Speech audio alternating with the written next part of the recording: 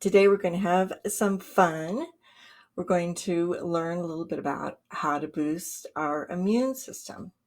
And here's my board. This is day one, and I'm really excited to be here. So, in talking about the immune system, a lot of times we don't even think about our immune system. Most of the time, we don't think about our immune system, but we've been thinking about it recently because of that dear old coronavirus that we're um, experiencing right now. And what I want to say about that is that first, we want to talk about these systems in our body, in our immune system, as a network. They're like this network that helps to rid our body of the toxins that accumulate for various reasons, right? We get toxins in our body when we eat food that is not completely fresh, let's just say. We get toxins in our body when we overeat food. Interesting thought. We get toxins in our body, or they're considered toxins when we are allergic to certain foods, and yet we continue to eat them. We get toxins from the environment, from the cars, exhaust, all these different things that we get toxins from. We also get pathological bacteria and viruses trying to get into our body. And this happens all of the time. So somebody engineered these bodies miraculously, because the skin over our body, which is the third largest, or is the largest organ of elimination in our body. It weighs 20 pounds, by the way. So if you want to lose 20 pounds, I guess we could just take our skin off. No, seriously. So it's a very large, very important organ in our body. And it's an important way that the body eliminates toxins, right?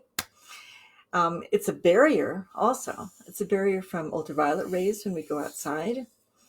It is a barrier from other than toxins and so forth. It doesn't let everything get into it that might want to. So most things don't. So most of the time when you moisturize your skin, the molecules are too large to get into our skin. Interestingly enough, essential oil molecules generally are small enough, one of the smaller items that actually gets through our skin. Our skin's permeable. That's how certain things get in. Sometimes we get dirt in our skin and we notice it with blackheads or whiteheads and stuff that we tend to get on our face, or maybe in other parts of our body as well. So this skin membrane that we have is moisture proof as well. And we're going to learn today how it works to eliminate some of the toxins in our body. The other part of our skin organs are our mucous membranes. So our eyes, our nose, and our mouth all have mucous membranes. And those membranes are amazing because they actually are made to trap and kill bacteria. With the coronavirus, what happens is this little tiny virus gets in and attaches itself to these mucous membranes.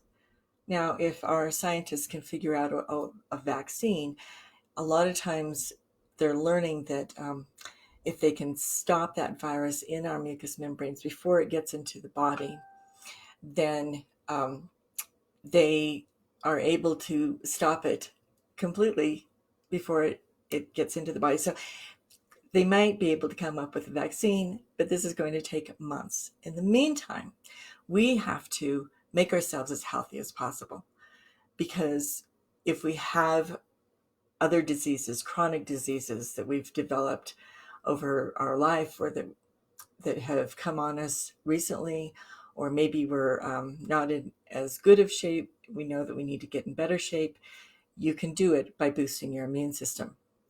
5 days doesn't seem like a very long time to boost our immune system, but let me tell you, people have been able to change their body and the way it works and how it deals with things within 3 days. So 5 days, we're going to learn different techniques, and I hope that you will use these techniques and use all of them if possible, during the course of the 5 days, and that you will continue on with them. So this large organ that we have in our body that weighs 20 pounds is considered our third kidney, right? It potentially eliminates actually a third of our body waste through sweat and perspiration. So we want to make sure that it is able to work the way it's supposed to work. It also synthesizes vitamin D, and you've heard, perhaps, if you've listened to any of the information by our health professionals about this virus, that vitamin D is so very important for the body to be able to fight it off. So you need to get outside in the sun for about 15 minutes a day, if at all possible, even if it's cold. Put on your coat, take off your gloves, and make your face and as much of your body as possible available to the sun so that it can actually synthesize the vitamin D. That is the best place to get vitamin D. Yes, you can take supplements, but the sun is how the body works the best with vitamin D. So what we're going to start with is dry skin brushing. Now, I don't know, maybe you've heard about dry skin brushing. Maybe you have a dry skin brush. Maybe it's in a drawer somewhere and you don't use it very often, but it is a wonderful way to help reduce the buildup of the skin cells that can be caused by dryness or just by the skin sloughing it off. The skin works, it's like a brick wall, actually.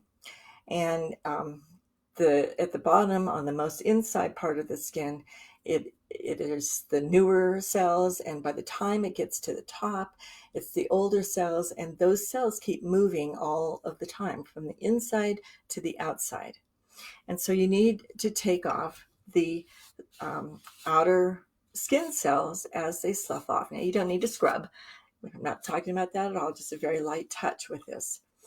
It also, using the dry skin brush creates this clean slate for rejuvenation and allows your lymph system also to release more of its toxins. And we're going to talk about the lymph system tomorrow. So the way you use a dry skin brush, and if you can see here, let's see, I'm trying to show you. You start at the bottom of your foot, and you bring it up the leg in little circles. And I usually think of my leg as I divide it into 4 sections and use these little circles all the way up the leg as far as you can get it. You do both legs that way, and then you bring it up on your body and the back. Bring it up always towards the heart. And then you work on your arms, and your arms are a little smaller maybe, so maybe you only have to divide it into 3 little circles, always toward the heart. And the reason for that is that you're also working on your lymph system, which drains into the cardiovascular system here at your heart. So that is a great way to clean your skin and prepare it. And you do that every day just before your shower. Have this sitting out somewhere where you almost can't miss it before you go into your shower. Do a dry skin brush. And I will put a link below for you to be able to pick one of these up on Amazon. There is one that's fairly inexpensive. It's called Zen Me. It's a boar brush. These brushes aren't real strong. And like I said, you don't want to scrub your skin. You just want to do little round circles lightly on your skin. This brush that I have is a bass brush. It was a little more expensive at the time. I didn't know any different. And so I don't know, I've used both of them and they're fine. They work great. If you want to use this on your face, I wouldn't suggest these brushes. They do make one that's specifically for the face that you can use because your facial skin is a little thinner. All right, so on to the next protocol. I'll give you 3 protocols every day for the particular system that we're working on. So the second protocol is hot and cold showers. Now, don't turn off because you don't like cold showers, but I'm going to teach you a little technique that'll make it real easy for you.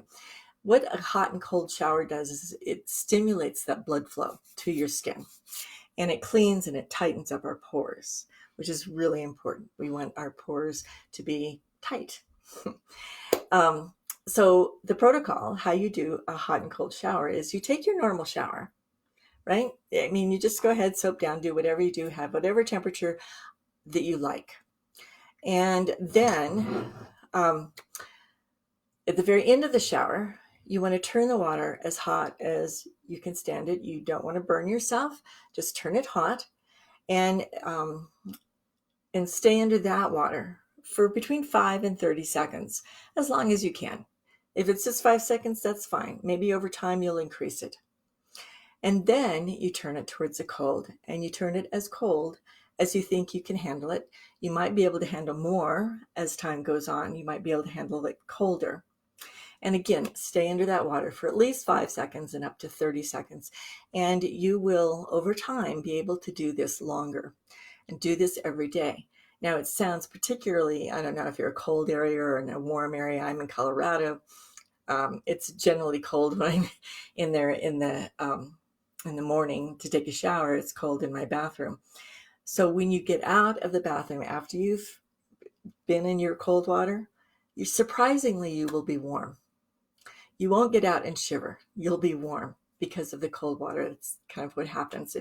That cold water brings the blood up to the skin, and it's a temperature regulator. So that's how you do a hot and cold shower every day. And so then your third protocol, when you get out of the shower, you lightly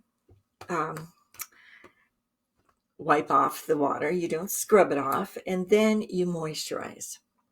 Now, when you moisturize, I recommend, as an aromatherapist, that you use clear organic vegetable oils.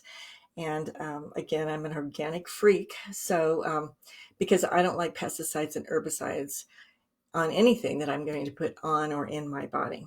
And that's why I always recommend organic and clear vegetable oils, because the body, it has an affinity towards them. So you can use things like avocado oil, sweet almond oil, or even jojoba oil, any of those kinds of things, or you can use a combination of them. I also like to put a little bit of apricot seed oil in it. And I recommend that you get a little bottle, these are all over the internet, with a little dropper. All you need is about, I don't know if you can see this, about a dime's worth on your skin. And you rub your hands together. And again, you start at the bottom. You start at your feet, okay? And just rub it in all the way up. And do another one for the other leg and all the way up. And on your skin, your arms, your body, and of course your face as the last thing that you do. So moisturize. Your body will love it. Your skin will, over time, start to feel so much better, and it may feel oily for a couple of minutes, not even a couple of minutes, for maybe a few seconds, and it just soaks right into your skin. It's a less expensive alternative. These items generally don't have additives in them, particularly if you buy them organic. So there's no toxins to further hurt your body, and can be a lot less expensive than anything that you would buy at the store, and your body will love you for it. So to recap, what we've talked about today is doing a dry skin brush before your shower, then take your shower, and at the end of the shower, do a hot cold thing with the temperature. Notice when you get out if you're as cold as you thought you would be. And then moisturize your skin using a clear vegetable oil, organic almond oil, jojoba oil, avocado oil. Or you can use a combination, and message me if you want the formula, and I'll message you the formula or the ratio of those oils that you can use on your skin. And that is our program for today. I will send you a PDF with a reminder of how to do these. And tomorrow we're going to go further inside our body. We started on the outside, now we're going to go to the inside. We're more familiar, of course, with our skin than we are with the things that are on the inside. And tomorrow we're going to start with the lymph system and how to boost your immunity with your lymph system.